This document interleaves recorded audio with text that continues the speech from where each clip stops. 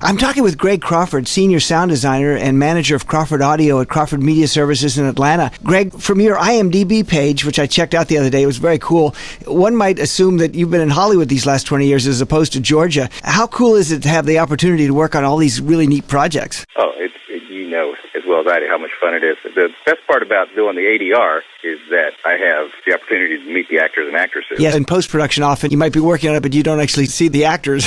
Right. At work, my coworkers call the vampires in the Vampire Diaries my little friends. They're all, the most handsome people on the planet. But anyway, there was a point in Georgia in the late 80s, early 90s, where there were a handful of movies being shot, like Driving Miss Daisy and other things, Fried Green Tomatoes, and In the Heat of the Night was post-produced out of here, as well as I'll Fly Away. And there was a real good film community established here. And at one point, there were some union issues, and it went away. You remember when a lot of the production went to Canada. Mm-hmm. So we lost a ton of business. And over the years, it would just be a little bit here and there. And from that experience in the 80s and 90s, I did understand the whole L.A. way of working, and post-production, in particular ADR, just was able to do it the way they like to do it. So now that there are tax incentives in many states for film production, like Louisiana has probably the best, followed by Michigan, and then Georgia is probably number 3 as far as the best rate. So they spend over $500,000, they can get tax credits of up to 30% back over that $500,000 mark. So we've seen production just go crazy. And so while actors and actresses are in town working on a movie here, I'm doing the dialogue on the previous movie. Or now that these TV shows are here, all the actors and actresses are in town, so I tend to do their dialogue. And I've made a conscious effort a number of years ago to really understand the process. And that's what now, with a handful of good ADR sessions under my belt, I really did build a good business that if you ask anybody at Technicolor or Warner Brothers or Sony where they'd go in Atlanta, and they'd say they'd call me, only because all I did was emulate what they did. I didn't. Sure. You get on their vendors list. I've had the same thing happen. If like Disney or somebody needs to do something with somebody in this area, we usually get the call because we've worked for them before and we haven't messed up in any big way. Right. So they tend to come back. That is great. You and I worked together years ago in Cincinnati at Bucky Herzog's studio, and then you moved to Orlando to work with announcers Bob Norris and Lee Gillette. How long were you in Orlando before getting the gig at Crawford? It was pretty much from the day I landed there to the day I got the gig in Atlanta. It was about 8 months I was in Florida. But the cool thing about that 8 months is that I was on a committee to assess what Full Sail was doing for them to get accredited for the Association of Trade and Technical Schools. So at the time, Full Sail was a school, but you couldn't get a student loan to take the program. Mm-hmm. Once they became accredited, now they have associate's and bachelor's degrees and all. So in that association, since I was, quote, somebody in the business 24 or 25 years ago, I was with a team and we tons of paperwork and stuff to go through this program. But the guy that was the vice president at Crawford was also the president of NARIS, the national president. So he was coming in to do a seminar, and I had already interviewed at Crawford, and he called up and said, hey, you know what? So-and-so said to meet you. I'm going to be in town. Come meet me at this hotel. Ooh. And literally, I was in Atlanta 2 weeks later. Wow. It was crazy. I mean, it was just nuts. So, yeah, I was in Orlando kind of goofing off for 9 months, I guess, as a total ride. Well, it shows you networking. I mean, you were probably not paid to be on this committee, but it ended up getting you a gig. Oh, it really did. The weird thing about the whole way this worked out at Crawford, though, having the same last name, I remember being at Audiocraft. It had to have been like 83, because that's when they moved to the facility I started at. The trade magazines were articles about Crawford post-production in Atlanta, and I thought, oh, great. I'll never be able to call my company Crawford now, because it's just this guy, whoever this guy is. And then 2 years later is when I showed up at their doorstep, but I was very serious about going to Los Angeles at the time. Kip Monroe, who you remember, a writer, he did a lot of work at Wave on Sunset. He had spoken to them. I sent a resume. They said, yeah, we're interested. We'd like to talk to you. And at the same time, other film directors in Cincinnati, Cliff Schwander and some other folks said, you ought to really look at Atlanta. There's a couple of good places there. Sent resumes to the 2 places in town, Crawford and BTA, and really that resume, that first contact, and then meeting the vice president of the company down at Full Sail, and that was it. You started as one of the night shift engineers there. I always thought it would be cool if we had enough business here to be able to work around the clock. However, at our place, I probably would have had to cover both day and night shifts myself, so maybe it's a good thing. But was it hard getting used to working nights, or does it really matter since studios usually don't have any windows? I preferred it. Before I got married, it was really fun. We had a good young crew, and so we'd get off at 1 or 2 o'clock in the morning, or sometimes earlier, and we'd take off and goof off for the rest of the evening. We did get to do some of the cooler programs because some of the projects we worked on were high profile, but they didn't have a lot of money. Like the very first show on the network TNT was the making of The Legend Gone with the Wind. And we did that all at night. The whole documentary was done in the evenings to save money. So, and that's what was happening in Atlanta at the time, is that Turner, they were the first local station on the cable, but they were just a UHF station, and they kept growing and growing and growing, and they couldn't keep up with the demand. So Crawford and other places, but Crawford in particular, really reaped the benefits of them growing and not being able to handle all of their post-production needs. So for years, part of the evening shift was just doing promos for CNN and TBS and then TNT, and then over the years, the networks grew, Cartoon, just on and on and on. Now, those days are gone where Turner has just an extraordinary facility, bigger than almost any place in Los Angeles. It might be bigger than most Los Angeles facilities. They've worked hard to get all of that work in-house. And so over the years, we've seen a decline in the Turner business. And so we don't run two shifts anymore. We haven't run two shifts in about 7 or 8 years now. And primarily, as you see the same thing I see, that, the cost of entry is so low to get into the business that there are plenty of people doing work, spots of coming up next on TBS. Doesn't take, a lot of gear. Right. So a lot of that stuff is done in smaller places, and we're down to now 4 rooms, where at one point we had 8 rooms rolling. Wow. Yeah. But the interesting thing is, though, now with the transition to high def, and then with these tax incentives in Georgia, where these filmmakers are pouring in here, we're really looking at expanding again, because there is becoming enough work again that we might have to do the same thing, have guys working overnight to just edit dialogue or backgrounds for shows. So we'll see. It looks like we're at the mercy of the legislature and the governor, and if they keep these tax incentives in place, there's going to be just an extraordinary business built. And if there's any hesitation over the next couple of years about re-upping it, they'll be gone. We've seen it before. Hollywood will move out of here tomorrow. Well, the Cincinnati and Northern Kentucky Film Commission is actually in our building here, and they've been working with Governor Strickland to try to actually get some tax incentives for film people and hopefully keep some people in this area. I'm sure it won't be as good as the one in Louisiana or Michigan or Georgia, but it may keep some work here. You've been at Crawford now for over 20 years. How long before you became the senior audio engineer? They made me the senior engineer, gave me that title, probably after about 5 or 6 years. I've noticed it happened in Cincinnati, and it happened here. It was about 6 years into working at Audiocraft where I turned the corner where it's like, oh, wow, I have my own clientele. Yep. There are people that are actually calling for me.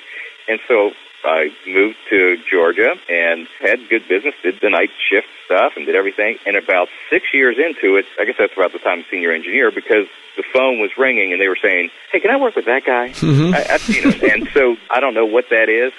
Job security.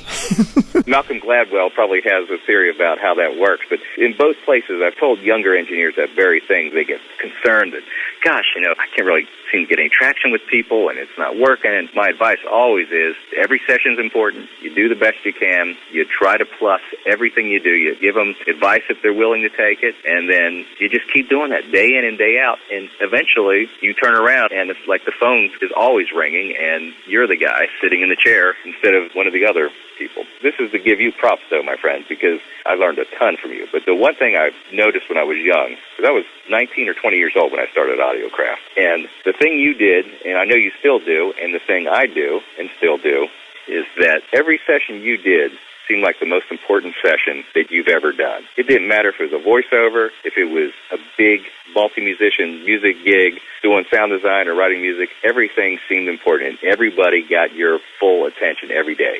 You were the first one in, and you were the last one out. And I'll tell you what, when I figured that out and I started following that simple thing, my career changed. I learned that later at Audiocraft, and I did that when I worked for Charlie Brown, did the same thing, first in, last out, and really take ownership of every session. You know as well as I do, there are days that I run the show. I get to push the buttons and make decisions, and people ask me what they should do.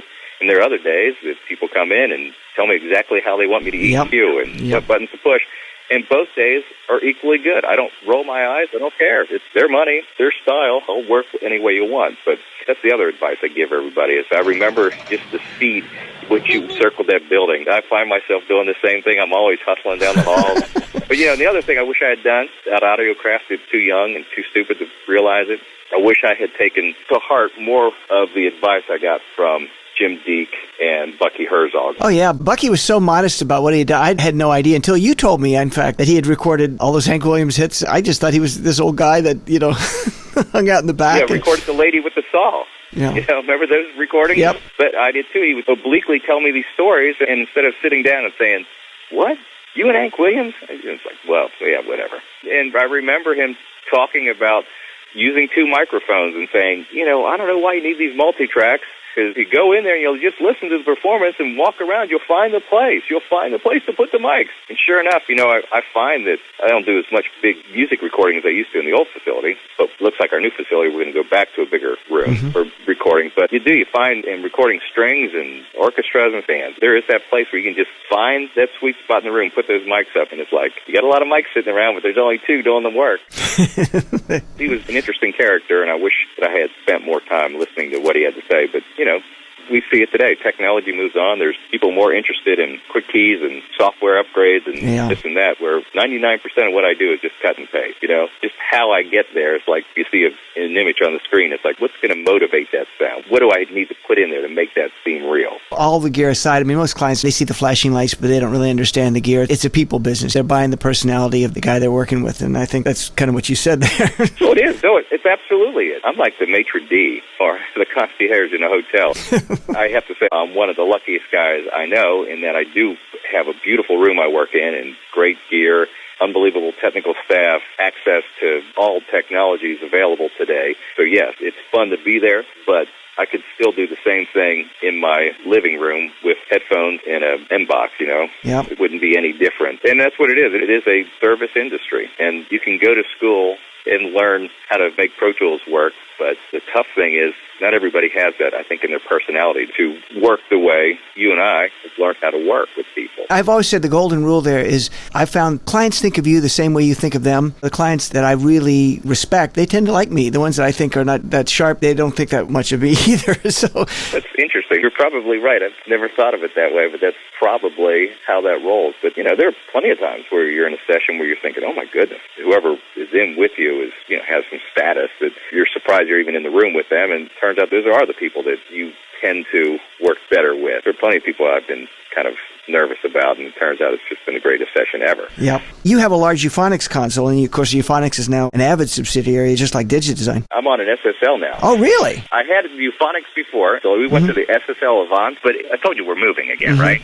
I've actually been deep into console discussions with people, and I think what I'm finding is that the Avants are 10 years old, and I know plenty of people that run in 25 and 30-year-old consoles, so they've been extraordinarily robust. Being a digital console, you don't get the crackles and the capacitor issues, all the usual analog issues you have to deal with. So they've worked well. Power supplies tend to go every few years. But what I'm thinking about doing is taking 2 of my 3 SSL Avants to the new facility, but in front of them putting, I don't know if you've seen the Euphonics MC Control, the Pro Control version. Okay. The control surface with a handful of faders and soft buttons, you can put all your editing functions in the scroll wheel. Yep. So that would use that, because what I've found is that there's not a good hybrid yet. The Euphonics System 5 is close. The SSL 300 is close, where they actually have faders to pass audio and mic pre's and all that stuff. But also, you flip a button, and they also function as Pro Tools controllers, HUI-based.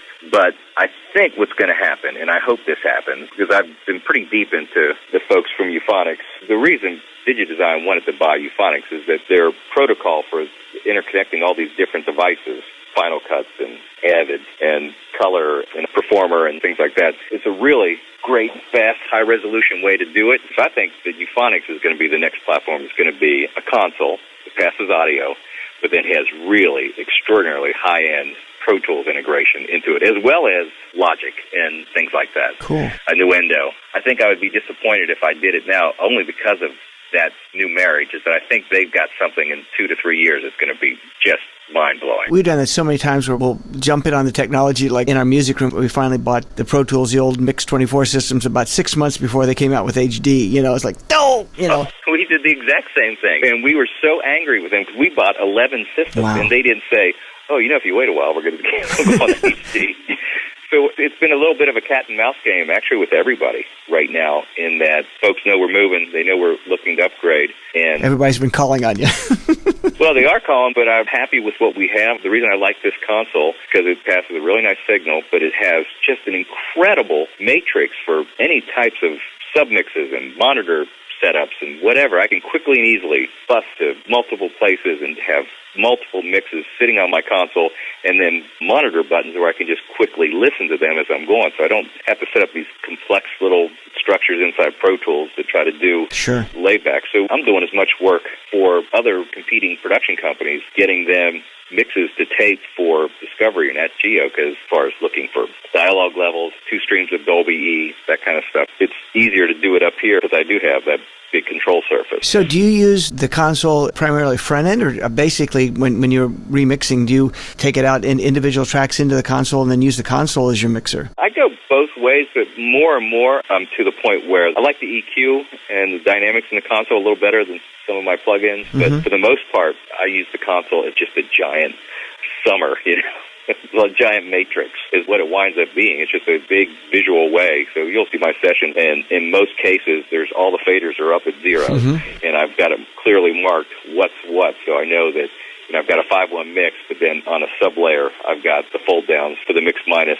With deliverables today, you'll have a 5-1 mix, you have the Dolby stereo mix, and then a 5-1 version with the music undipped, and then a 5-1 version with the music dipped only, and then you have the dialogue only, and the sound effects only, and the music only, and then this one has to be Dolby E encoded. And so you get to a point where you can have just tons of real estate taken up just for busing, for deliverables. So that's why I'm sticking with this platform and hoping that the next generation, either SSL, and I'm thinking it's more going to be Euphonics, is going to have this functionality, but with the Pro Tools control, because this Yukon protocol works well with just about everything. We thought when HD finally arrived that we'd be doing everything in surround, and I swear I did way more surround back in the 1980s when all the high-end TVs were coming out with like ProLogic, and we were doing all these point-of-sale demos. I don't think I've done one thing in 5.1. We have it, but no one's ever asked for it, so it sounds like you work in it all the time. The programming tends to be in 5.1, but honestly, I was doing more years ago as well. The problem with the digital implementation was that a lot of the systems were set up by the master control centers in any of the networks, NBC or whoever, because there was, first of all, wasn't very much 5.1 information, and secondly, whenever anyone would deliver to them, they were just all over the map. Some people mixing full scale, some people doing it, minus 10 peaks. There were no rules, and people were complaining, so the broadcasters in their infinite wisdom said, well, wait a minute. Right now we're getting stuff, and even though the commercials are loud, they're still pretty much minus 20 level, minus 10 peaks. Let's just take that and upmix it. And that's in almost every control center around the world. They have these upmixers that take the stereo programming and make it into 5.1. So you find that the only thing they were worried about was keeping the blue light on the decoder. And that was it. So it's been a real battle trying to get it back to normal because it's been in place incorrectly for nearly 10 years now. And so when we made the transition, they just left it that way. But because Crawford, until recently, was associated with a broadcast center as well, spent some time trying to help like the NFL Network and other people figure out how they're going to do it a little bit better. And I think that in the next probably 3 to 5 years, it'll be something we're doing on a more regular basis. I mean, you and I both remember when if you had a spot and it was going to be on MTV or on PBS, it's like, oh my God, we can mix it in stereo. I can't believe it. Yeah, everything was mono back then at Audiocraft. Yeah. But that took years. The transition from mono to stereo. CNN and Weather Channel had been mono until about 2 years ago. You told me you were hired by, ESPN to determine what would be the best surround sound format encoder so they could keep that blue light on all the time. Yeah, we've helped a lot of people try to get it right. I think Discovery does it really well. National Geographic on their networks does it really well. They have really stringent rules about what they'll accept. Their QC is tough if you don't do it all the time, but it's getting to the point now where people can monitor dialogue levels. And the other thing that's going on right now is that there is legislation in Congress to stop commercials from being too loud. And so the ATSC has come up with a standard, and they really think that what they'd like to do is just standardize the dial norm level to be minus 25 across the board. Commercials, TV shows, everybody. just mixes there. It's a little bit higher than what you would mix for film, so it gives you plenty of dynamic range, but 3 or 4 dB higher than what you would mix dialogue for a film. And it's about 3 or 4 dB lower than what you and I would traditionally do for a broadcast TV mix. Yeah. So we'll see. Nobody's really issued a strong statement, and there hasn't been committees and notes sent out to recording studios around the nation that this is what we're going to do, but it seems like that's where everybody's going right now. Well, I know people always complain about the commercials being too loud and say, look, we work really hard to get it that loud. That's our job. Yeah. Your ADR experience goes back to the dual system days where ADR actually got its name. Talk about how much easier ADR is with a single system technique like Pro Tools. It's crazy easy. You're right. We used to do it on 24 track, and then they went to 8 tracks, to the 8 amps. You'd have to then decide which takes to blow over, and now we just go and go and go. But it's so fast that really the only thing that takes time is synchronized in Los Angeles. So they're sitting on a stage in L.A. Yeah. So, you have to have a little bit of pre-roll to get the time code rolling for them. So it would be even faster if we didn't have to worry about them catching up with us. We were doing digital pictures on those Do-Re-Mi's 15 years ago. As a matter of fact, I still use my digital video recorder. It's just bulletproof. It's never broken. Just follows along with Pro Tools. But up until maybe 5 years ago, they were still using 3/4 inch tapes. I saw that go out about 2004, I think, when we stopped getting anything on 3/4 inch. I actually have one in the room. I haven't had it turned on in a year or two, but yeah, we still have one. Oh, yeah, that was crazy. But to think that they went that long. And so back then, when we were doing hookups and doing time code walk-ups with Los Angeles, you'd really have to do pre-roll. Sometimes it'd be up 20 seconds. Yeah. It would drive the talent crazy. Yeah, they forget the line. I mean, now I think I typically do about a 7-second pre-roll. Do you usually use a boom and lav? Yes, exclusively boom and lav, unless there's something specific that somebody is on a microphone. That always gets me is it seems like the one time people misrecord dialogue the most is when they actually have a microphone in the scene, where it's, somebody walks up to a podium or something. That's the one time you should get it right. Yeah, you bet. They never do. You've also done ADR for Treme. I have actually worked on that show too, believe it or not. But do you find any difference in doing episodic TV versus features? They don't do as much in episodic. A lot more stuff passes in episodic. I'll tell you what, doing episodics for a few years now, it really gets your skill set up because they don't do as much per character. But like, say, for Vampire Diaries, there's 3 leads, and they'll have, say, 30 lines apiece. That's 90 lines for them, and then all the additional. So on a week, I might do 200 cues with everybody. Maybe not 200, but I think we'd probably top that at maybe 150. But it's usually minimum per episode. Local folks, I'd say we're at least 30 cues into the hundreds, depending on if they're outside and there's generators or whatnot. Yeah. Their set stuff is pretty good. It's just mostly performance or footsteps, the things we wind up billing for. Actually, in this show, because of all the killing and fighting and stuff, we do a lot of grunts and bites and that kind of stuff. We'll loop later just to get a little beefier. This used to drive me nuts on ADR. You're recording it to Pro Tools, and they want the Pro Tools session, but they said, yeah, we also want it on a timecode DAT, and we want it on a DA88. Do they still request you do that, or is that kind of gone away too? It was a request for a really long time. I bet it was 4 or 5 years ago. I saw that spec, and it was an ADR guy, the dialogue supervisor I'd worked with before, and I said, when was the last time you actually put a DAT in a machine? He goes, oh gosh, I don't think I ever have. I said, you know what, I'm not running the DAT today. Yeah, I definitely stopped doing it years ago. There haven't been many times that I've missed a take. If I miss it, they're rolling in LA, and if they really need it, it's usable over the ISDN. But I haven't rolled a DAT in so long, I can't even remember the last time. But it's still spec'd in most cases. Yeah. Features more so than the episodic. The difference in episodic, though, too, is just the quickness. Like Vampires airs on Thursdays, and there will be times where Monday or Tuesday night, after the actors get off set, I'll be doing dialogue, and they are begging me to zip it up and post it for them, like right now. And I always say, can I walk the actors to the door? Would you? Can I take this 30 seconds to? That can be really a fast pace. That they're, just getting it delivered. But think about it. When we were doing D88, we got FedEx things out. Yeah. I'm downloading pictures, I'm posting giant projects, and what we're doing here now are the overnight dailies for a lot of these series, because they'll shoot until 2, 3 in the morning, East Coast time. Most of it's done on either digital tape or files, red or whatever. And so we'll do the one light color correction, sync the audio, make the flex files for Avid loads, and prep all of that material for them, make DVDs for the local folks, so they can see dailies, and then upload it all on this high-speed network, the Sparrow network, to Los Angeles so that at 9 a.m. Los Angeles time, the editor walks in and everything's there waiting for them to start editing. Wow, that's cool. That's very cool. Years ago, we didn't do much of that film transfer because you'd have to process the film and ship it out. And so it got to the point where it's like, well, we're not saving time. Just send it to L.A. We'll do it out here. And now they literally save a day. Yeah. We bought a third Spirit recently. We had 2 film transfers in the old facility. We had 1 film transfer here. Then we put a second one on. We just got the Baselight, which is a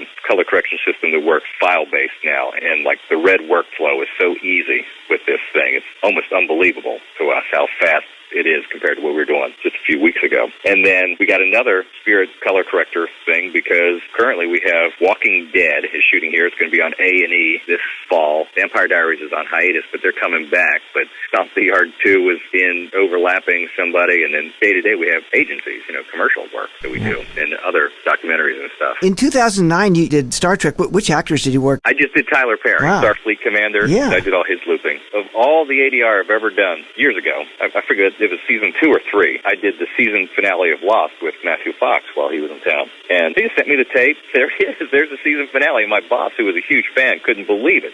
I didn't sign any non-disclosure, nothing. So she got to see the episode before anybody else. Star Trek, they sent me a QuickTime that was completely black, had my name as big as you could make my name on a file. Yeah. And you would hear the audio and hear Tyler's voice, and only the places where he was actually on camera, even though we looped the stuff off camera too, it would mortise into his face. A little circle would show up, and all you would see is his face, and as soon as he was done talking, it would quickly close back down. So you couldn't see the set, you couldn't see his costume, you couldn't see anything. Wow. And I signed, pages of non-disclosure. I actually have it. I should probably send it to you. Probably now, nobody cares now.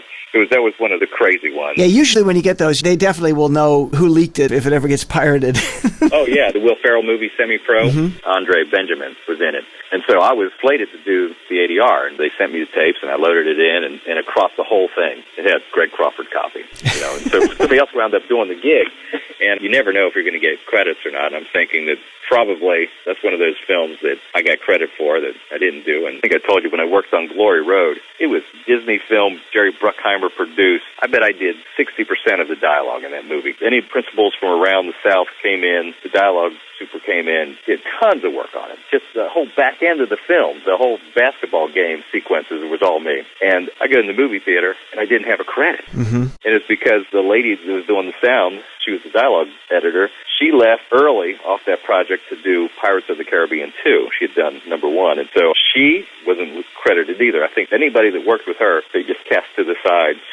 I was going to ask you about this, too. To get the IMDb credit, can you upload that yourself? Yeah. Oh, yeah, I never used to. And that's the other thing. You notice my credits always say Greg Crawford, ADR Atlanta. Uh-huh. And I started doing that myself because people would call and they can go and they see the listing that's in Atlanta and it pops up on Google searches and stuff. So it really turned out to be a smart move. I would suggest putting where you are. And so now, if I didn't show up, I would wait until at least the sound supervisor and other people put their credits up there. But now, anything I'm interested in, I'm putting it on immediately because we'll get phone calls and they'll say, do you do it? Blah, blah, blah. We've been talking to other people in town. And then the scheduling guy says, well, hold on a second. Let me just send you Greg's IMDb. And it's like, okay, so are you open Tuesday? yeah. In 2009, you were also the production audio mixer for Unwigged and Unplugged, the evening with Christopher Guest, Michael McKean, and Harry Shearer. How much fun was that? Oh, man, working with the Taps. They were touring. They were in Europe, so I didn't meet them until later. And so, well, then Harry, you did Harry get to meet came him. in. Oh. So I did ultimately meet Harry Shearer, yeah, because one of our editors is working on a documentary for him about Katrina that they're just finishing up. But, yeah, that was one of those things. It's like, you look at the schedule and I see, what? I'm working with who? That was cool. And so for a long while, I was on an email chain with Harry Shearer and those guys, and I'm thinking, I'm communicating with Final Tab. It was weird. But then Harry came in. He was really funny. As a matter of fact, through a friend, I worked, and put this in quotations, security. Paul McCartney did a show at Piedmont Park here in Atlanta. And so they just needed people to watch entrances and keep the riffraff out. So I had this position for 2 days at this park. It's where Paul would pull up in his car and walk in and out. I mean, I was said hello to Paul McCartney 3 or 4 times. Woohoo. I was within inches of him, which is, to me, a big deal. That is a big deal. So when Harry Shearer comes in, I say to him, you know what, Harry? Had I not met McCartney this year, you would have been my favorite bass player of all time. And he looked at me and he said, true story. We were rehearsing in Los Angeles, doing the Spinal Tap thing, and we look up, and there's Paul McCartney staring at us. He goes, play something. And he looked at him and said, we can't. We don't know how. So he said, I met McCartney this year, too. But he was obviously can't help himself being funny. He's just the way he is. He is a neat guy. I got to meet him when I got to attend a Simpsons read-through in 2008. And oh, wow. He's a very nice guy. You know, he was the original Eddie Haskell on the pilot of Leave It to Beaver. Oh, really? But anyway, Crawford used to have, at one time, over 450 employees? Yeah. And then Broadcast Facilities, Inc., or BFI, out of LA, bought the satellite division. And so now Crawford kept all the post stuff that you're involved with. So what do you have, right. is it like 100 people now? Or No, we're down to 55. No. Working in post. It's growing, though. We're also building up our media management company. I think I told you that one of the things that really led to the sale of the satellite division, these people have been trying to buy it for years and years. And the guy that owns the place, Jeff Crawford, he's an entrepreneur. He likes to keep things fresh. And so we bought these robots years ago from this company called the SAMA, S-A-M-M-A, that they're using to archive all the assets in the Library of Congress. You can put betas, SPs, digibetas, 1-inch, 3/4. They'll high-speed the tapes or the cassettes, clean them, check for errors, run back, and then make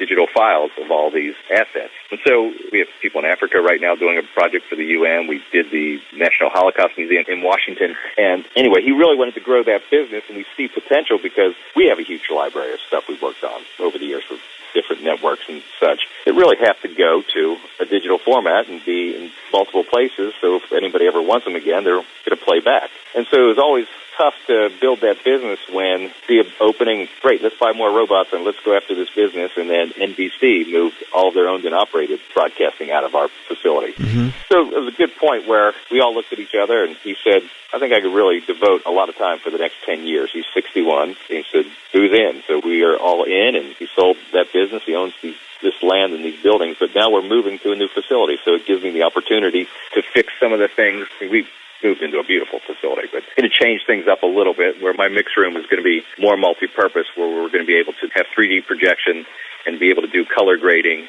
and editorial in the same room. So the room, the way it's set up now, we have a lot of fake walls. It's just cloth, and so it looks smaller than it really is acoustically. But big, giant space, but not enough seating. You know, you could probably seat 30 or 40 people in here, but we only have a couch and a few chairs. And so we're going to do more of a theatrical style stage in the next generation of this room, and then hopefully share it between other parts of the company, so then I'm not feeling the weight of carrying this big giant room with me every day, which is what I've done for the last 10 years. Well, you know, I've often thought that was a real luxury to actually be able to just start fresh, you know, because what happened with our place, you know, we started as analog, as probably Crawford did, and then moved to digital, and so you're kind of building on, it's like the archaeologists discovering the layers where one civilization built on the ruins of the last one. And if you could just start fresh and not have to worry about what you used to do and just say, okay, what would be the best way for today's technology, you could really, I think, do a much better job. We're trying. The intent is that there's going to be a central database, central server system. So literally, if somebody comes in with an HD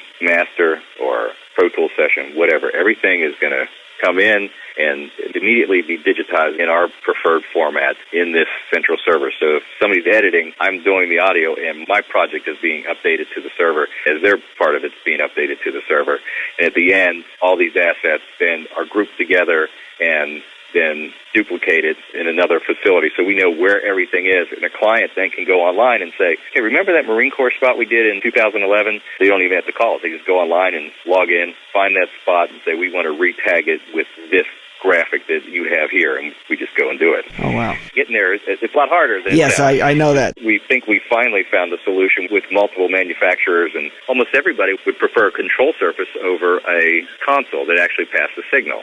And so in a couple of the rooms, they're just going to be straight-up control surfaces, and everything's going to be done via, Pro Tools. Mm-hmm. I still think I have to sit behind a console. For some of the work, a lot of the work, I'm going to have that euphonics control surface that I can literally pick up, and it's an Ethernet connection, and plug it in and have access to my machine in any room in the building. And we're going to have KVM switching in most of the rooms. So if an editor is working one day he can do Final Cut or After Effects or whatever he wants in a room that has a nice monitor, different scopes and stuff for video and audio and such, and just do his work in a room that might be appropriate for having 8 or 10 clients. And then the next day, with all the clients gone, can go back into his office where he normally works and plug it in and still have the same system, same setups and everything he's used to, just follow him or her around. All this planning and all the work you're doing, when do you have time to play with your rock band? Well, this weekend at the free concert.